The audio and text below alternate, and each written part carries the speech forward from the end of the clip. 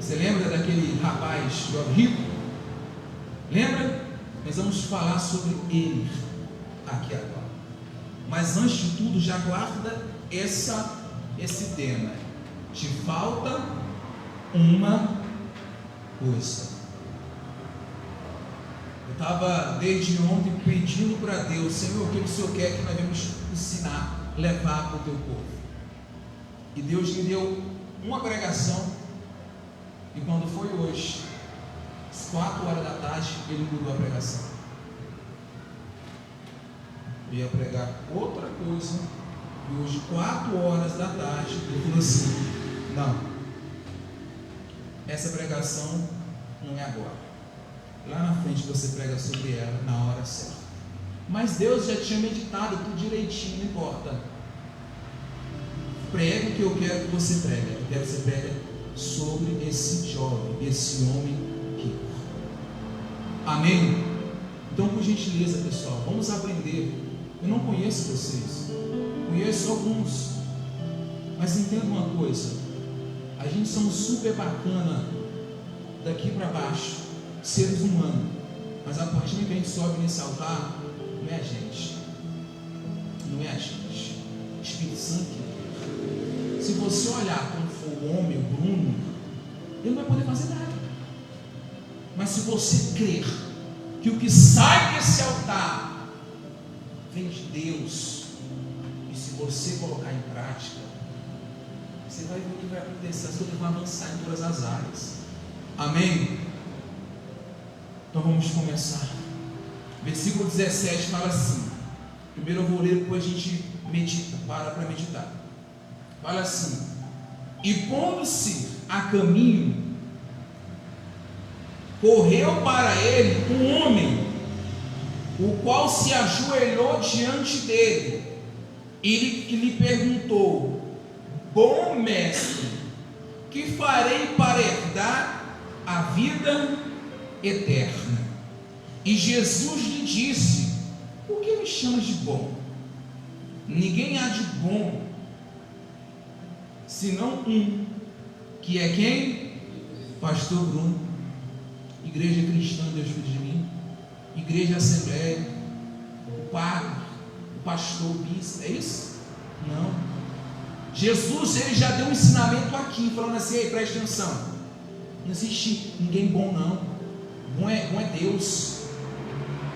A pregação do fulano de tal é boa, não, ele não é bom nada. Bom é o Espírito Santo que está guiando ele. Sem o Espírito Santo ele não é nada. Então Jesus falou: ei rapaz, para de coisa, não vem comigo pro meu lado, não rapaz, para, já tem coisa errada aí, está muito chamego, está com muita coisinha. Bom é Deus, está entendendo? Bom é Deus. Por que o ser humano não é bom? Porque o ser humano não é falho. Hoje eu estou aqui pregando para você. E se amanhã eu te falar uma palavra dura, se amanhã eu te repreender, e aí? Será que eu vou continuar sendo bom? Você está entendendo? É o que nós temos visto. Pessoas botando muita fé no homem, engrandecendo um homem. O pastor fulano de tal é muito bom, é homem de Deus, amém, graças a Deus. Mas não precisa falar para ele, porque se você falar, você vai destruir ele. O irmão, o fulano, o ciclano é um grande homem, é muito bom, faz isso. Não fala. Fala só para quem? Para Deus. Porque eu tenho visto com esses olhos aqui, ó. Eu tenho visto, eu tenho acompanhado pessoas que eram bom, entre aspas, pessoas que o Espírito Santo usava, fazia milagres, fazia coisa extraordinária, um trabalho lindo, maravilhoso, mas a pessoa está bajulando. Pastor, você é meu pai na fé. É igual tem uns africanos que estão me acompanhando agora na rede social e pelo meu WhatsApp da igreja, e negócio de meu pai. Tem um filho não, rapaz, negócio de pai. Meu pastor amado, querido, pai. Diabo é isso, negócio de pai, rapaz. Oxi, negócio de pai não. Tem filho não. Isso, idolatrando. Pastor, pai. O que o Senhor quer que o Senhor vir aqui para a África para dar uma aula para a gente? Que tipo de aula você dá, rapaz? Idolatrando o homem. Não sabe nem quem é a peça, está pedindo aula. Quer aula, meu irmão? Vai na Bíblia. Tem aula melhor que essa? Jesus falando aqui, está até em vermelho. Então, gente, vamos aprender. Nunca idolatra o ser humano. O ser humano, ele é falho, gente. O ser humano, ele é falho. Eu falo isso, sabe por quê? Eu já sofri muito em confiar muito nas pessoas e daqui a pouco a punhalada vinha pelas costas. Quantas vezes que eu fiquei triste, angustiado, amargurado, porque eu botei minha confiança muito no pregador, no pastor. Estou falando de mim, estou falando de mim. Aí daqui a pouco eu fui decepcionado. Aí o que acontecia? Eu ficava triste. Caraca, pastor, aconteceu aquilo com o pastor. O bispo fez aquilo. O padre fez aquilo outro. Tu viu? Eu vi. Tu viu? É o diabo. Isso aqui. Aí eu fui me entristecendo. Até que um dia eu falei assim: rapaz, entenda uma coisa. Bom sou eu. Todo mundo é falho. Acabou. Para de ficar olhando para o ser humano. Olha só para mim. O ser humano vai errar, vai falhar. E se você ficar olhando, você vai falhar. Quando ele errar, quando ele falhar, você vai ficar todo angustiado e vai se afastar de Jesus. Está entendendo? Então preste atenção. Bom é só Deus, ninguém mais. Nós não passamos de servo por nada mais. Aí a Bíblia fala assim. Aí ele falou: Jesus, por que me chama de bom? Ninguém há bom senão um, que é Deus. Aí Jesus, querendo ajudar o humilhante: tu sabes os mandamentos? Não adulterarás. Me ajuda aí, vamos fazer assim. Você vai me ajudando quantos que Jesus falou, tá? Aí você vai contando. Não adulterarás? Quantos? Bora, gente, me ajuda. Não adulterarás, não matarás, não furtarás, não dirás falso testemunho, não defraudarás alguém, honra o teu pai e a tua mãe. Quanto? 6 mandamentos. O cara chegou: bom mestre, o que posso fazer para herdar o reino dos céus? E Jesus querendo ajudar. Olha, meu filho, você conhece os mandamentos? Você já sabe? É esse. Quando Jesus chegou no 6º mandamento, olha só, ele porém respondeu e lhe disse: mestre, tudo isso já tenho guardado desde a minha mocidade. Quer dizer, o cara interrompeu Jesus. Jesus está querendo ensinar ele. Quando Jesus chega no 6º mandamento, ele: Senhor, eu já sei disso. Que o pastor Bruno está pregando, eu já sei de tudo isso. Que nada, para quê? Eu já fiz muito isso. O cara não deixou nem Jesus terminar, já foi interrompendo Jesus. Olha aqui, vocês sabiam que eu quase cheguei nesse ponto? De pensar que sabia tudo? Já. Mas Deus mostrou que eu não sabia de nada. Mas o que é que faz o ser humano chegar nesse ponto? Sabe o que é o que ele falou? Desde a minha mocidade eu já sabia. Ele já sabia. Quer dizer, o tempo, se nós não tomarmos cuidado, nós vamos pensar que nós sabemos de tudo e que ninguém presta, só nós. Que era o caso desse rapaz. Então, quanto mais tempo nós estamos ali na casa de Deus, se nós não tomarmos cuidado, mais distante nós vamos ficando de Jesus, porque a religiosidade vai entrando, vamos ficar pensando que são alguma coisa. Você está entendendo? Aí fala: e Jesus, olhando para ele, o amou e disse: falte uma coisa, vai, vende tudo quanto tens e dá aos pobres, e terás um tesouro no céu, e vem, toma a cruz e segue. Mas ele, pesaroso dessa palavra, retirou-se, triste, porque possuía muitas propriedades. Então Jesus, olhando em redor, disse aos seus discípulos: quão difícil entrarão no reino de Deus os que têm riquezas. E os discípulos se admiraram dessas suas palavras. Mas Jesus, tornando a falar, disse: filhos, quão difícil é para os que confiam nas riquezas entrar no reino de Deus. É mais fácil passar um camelo pelo fundo de uma agulha do que entrar um rico no reino de Deus. Agora só preste atenção, pastor Bruno, que agora nós vamos mastigar isso. 3 pontos que eu quero mastigar com você. Primeiro ponto: a religiosidade desse rapaz com Jesus, ao ponto que ele não deixou Jesus nem terminar. Ele já foi: eu já sei. Eu já sei disso. Eu sei daquilo. Você está entendendo? A religiosidade daquele rapaz atrapalhou ele. E Jesus, vendo que ele era um cara religioso, a Bíblia fala que Jesus amou ele. Amou, sabe o que? A alma dele. Você sabe o que é o verdadeiro amor? O verdadeiro amor é aquele que cuida.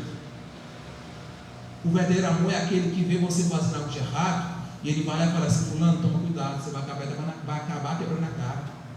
Fulano, isso é errado. Beltrano, vigia. Fulano, se você não mudar, você vai acabar fraquejando e vai desistir da caminhada da fé. Isso que é amor. Preste atenção: se vocês se amam, repreenda um ao outro quando houver uma falha no erro. Não é repreender no meio de todo mundo, mas pega no canto e fala: fulano, isso não está certo. Beltrano, isso é errado. Vocês estão entendendo? Então quem ama, repreende. Quem ama, corrige. E lá na frente, Jesus, o apóstolo Paulo, se não me engano, inspirado pelo Espírito Santo, fala que Deus repreende quem Ele ama. Então a Bíblia fala que Deus amou, Jesus amou esse garoto e falou para ele, vou repetir: e porém lhe disse: mestre, tudo isso não feito. Aí Jesus, olhando para ele, amou-lhe e lhe disse: falta-te o quê? Uma coisa. Vai. Quer dizer, tinha que ser na hora. Vende tudo quanto tens e dá aos pobres, e terá um tesouro no céu. E vem, toma a tua cruz e siga. O cara pensou que estava arrebentando, e Jesus vem e fala que falta uma coisa. Essa palavra aqui, eu recebi ela assim que eu cheguei na igreja. Cheguei na igreja, parei de usar droga, parei de beber, parei de me prostituir, estava na igreja. Ajudava, evangelizava, fazia as coisinhas da igreja, ajudava o pastor, e eu pensava que já estava tudo bem, mas eu só tinha paz no momento que eu estava onde? Na igreja, não de mim, tá? Eu só tinha paz quando eu estava na igreja.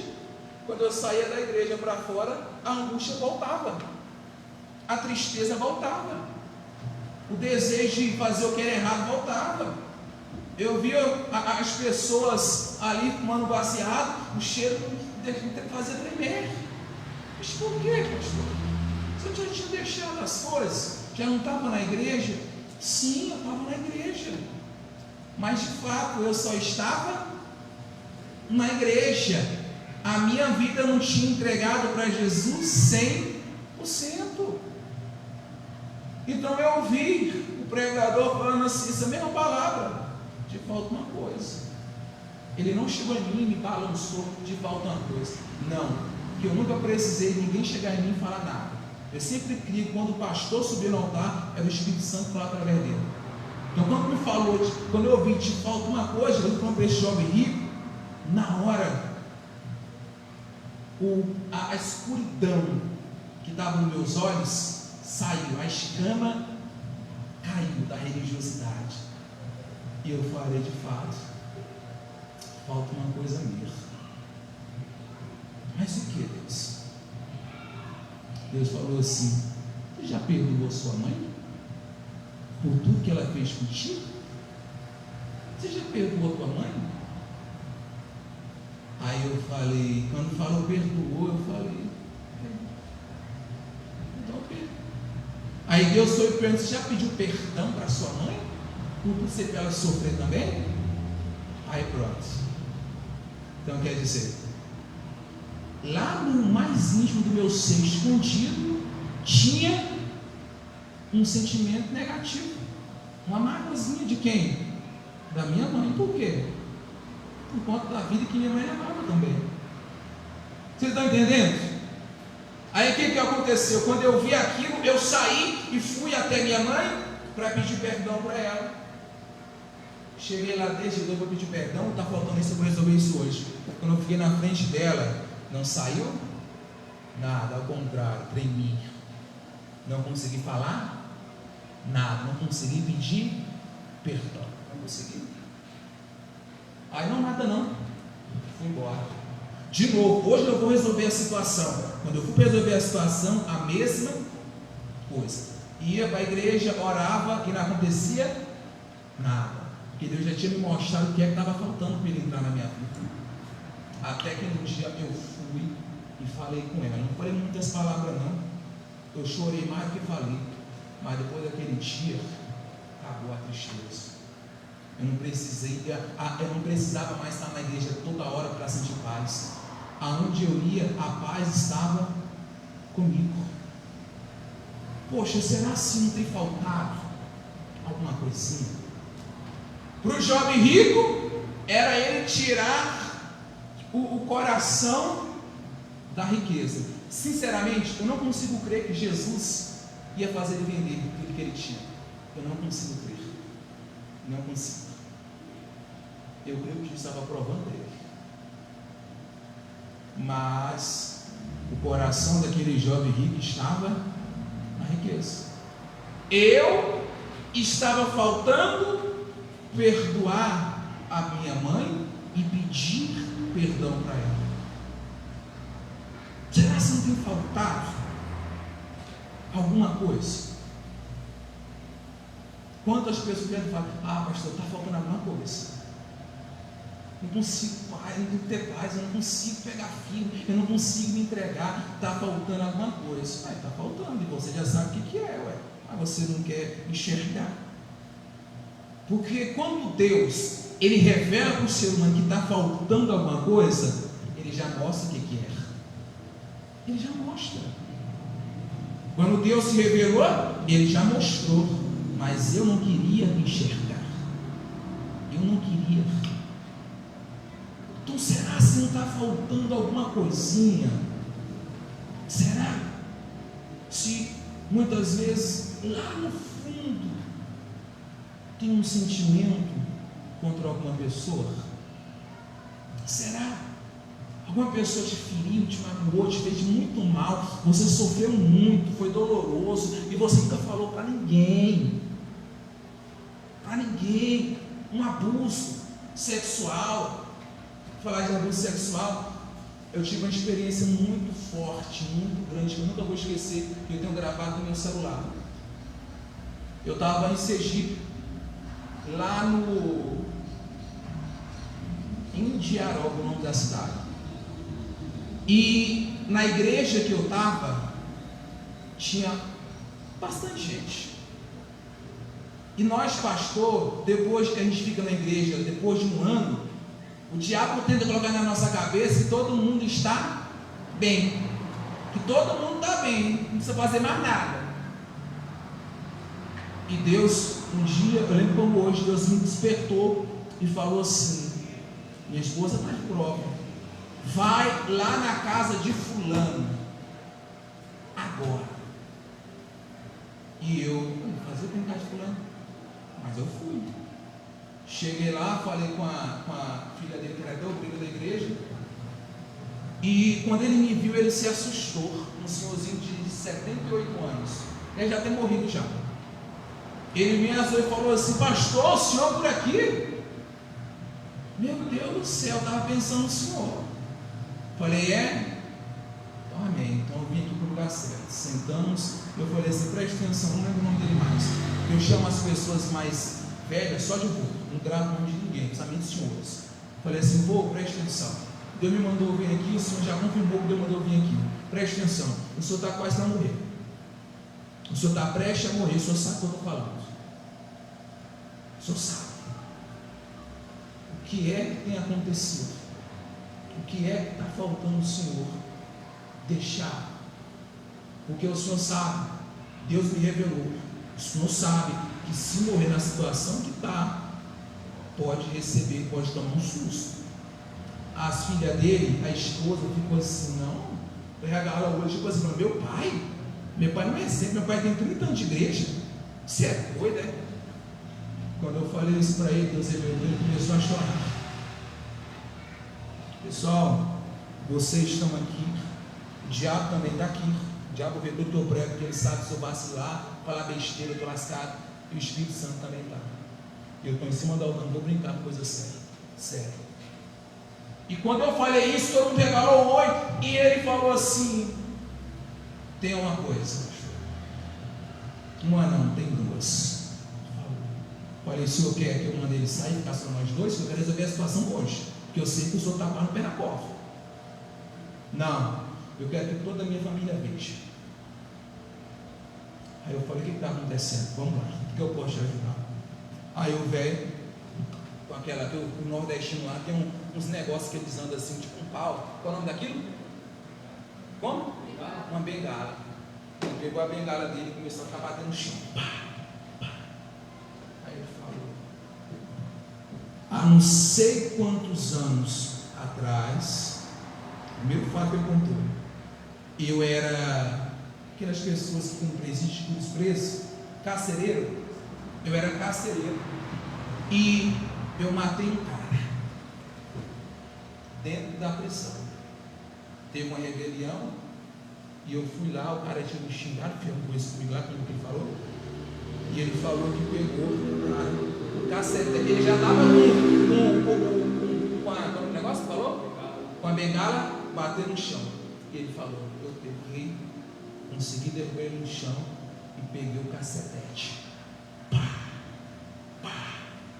Até que eu matei ele. Todo dia ele me atormenta. Eu não consigo dormir. Eu não consigo. Todo dia ele me atormenta. Eu não consigo me perdoar, porque eu acho que não tem perdão para quem matou. E a família ficou o quê? Arregalada, pensando que está tudo bem, que é só isso. Não, pastor, tem outra coisa. Aí o velho começou.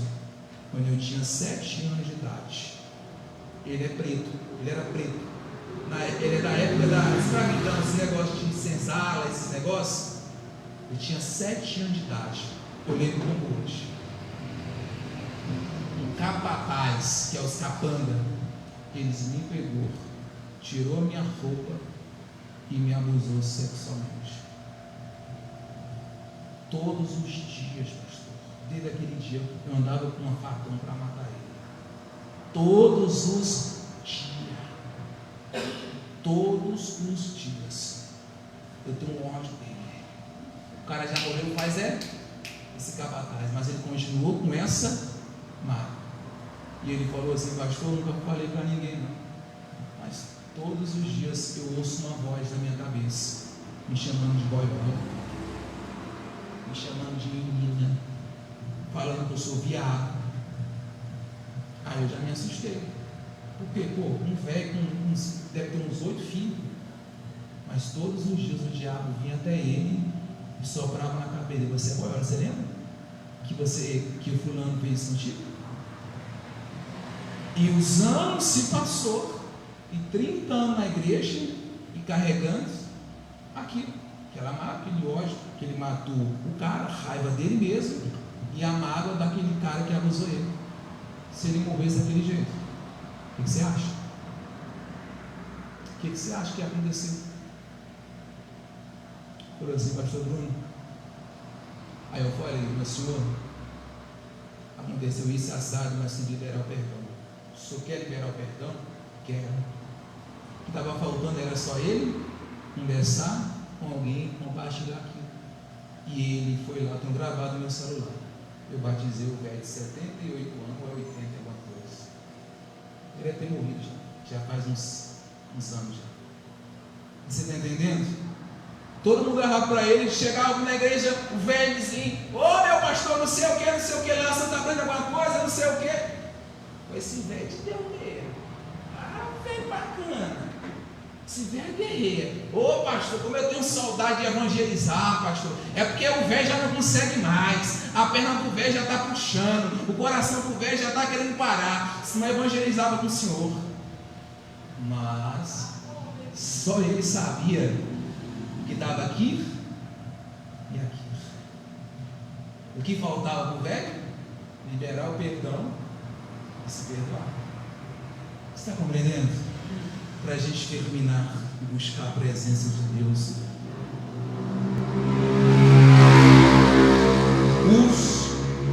Os crentes religiosos, eles têm isso na cabeça deles. Porque leu esse versículo, Jesus fala que é mais fácil um camelo entrar no fundo de uma agulha do que o rico no reino de Deus. Aí eles olham isso daqui e o diabo colocou na cabeça deles que se eles tiverem dinheiro, eles vão para o inferno. Eles vão para o inferno. Aí preferem viver na miséria. Mas não foi isso que Jesus falou. Jesus falou: como é difícil para os que confiam nas suas riquezas entrar no. Quer dizer, Jesus falou: é mais fácil um camelo entrar no fundo de uma agulha do que aquelas pessoas que confiam, que estão com coração nas riquezas, coração no dinheiro. É difícil, porque tem muito pobre que também não vai entrar no reino de Deus porque está com o coração na migalha que tem. Então não é o rico, dinheiro, mas é tudo aquilo que nós colocamos no nosso coração. Tudo. Se eu amar mais a minha esposa do que a Deus, eu não sou digno do reino de Deus. Primeiro Deus, depois minha esposa, depois minha família. Amém? Aí Deus vai revelando as coisas. Aí uma mulher um dia desse falou, na mulher não, pelo WhatsApp: pode ficar de pé, por favor, vamos buscar o Espírito Santo, pode ficar de pé, por favor. Recebi uma ligação, uma mensagem esses dias de um cara me chamando de picareta, de bandido, não sei o que. Eu nem conheço o cara, pegou meu nome no WhatsApp, nos vídeos que eu posto, e ele me falou que eu era ladrão e que Deus não precisava de dinheiro. E eu falei para ele: você está muito sério, Deus não precisa de dinheiro não. Eu repito aqui agora e pelas redes sociais: se algum dia um pastor falou que Deus precisa de dinheiro, esse pastor está querendo seu dinheiro, porque Deus não precisa de dinheiro. Quem precisa de dinheiro é quem? A igreja, para pagar as despesas. Mas por que então Deus mandou trazer o dízimo, a casa do tesouro, para que haja mantimento? Aí Deus revelou para que nós venhamos provar a nós mesmos, a nunca colocar o coração no dinheiro. Por isso que Deus manda a gente devolver os 10% do dízimo que é dele. Por isso que ele manda devolver, para que a gente venha entender que o dinheiro nunca pode ser o nosso Senhor. E quanto mais rápido nós aprendemos que o dinheiro não pode ser o nosso Senhor, mais nós prosperamos. Você está entendendo? Eu levei um golpe essa semana passada, perdi R$1.900. Fui comprar um celular pela internet e era golpe. Um celular para filmar, para fazer as coisas na casa de Deus, e era golpe. Você acha que eu estou com raiva do cara? Você acha que eu estou com raiva? Ao contrário, toda oração que eu faço, eu mando o cara. Toda oração que eu faço, sabe por quê?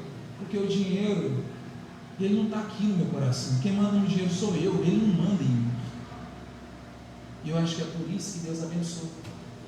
Acho que é por isso. Perdi 1.900 e alguma coisa e ganhei muito mais, no mínimo um dobro. Você está entendendo? Deus abre portas.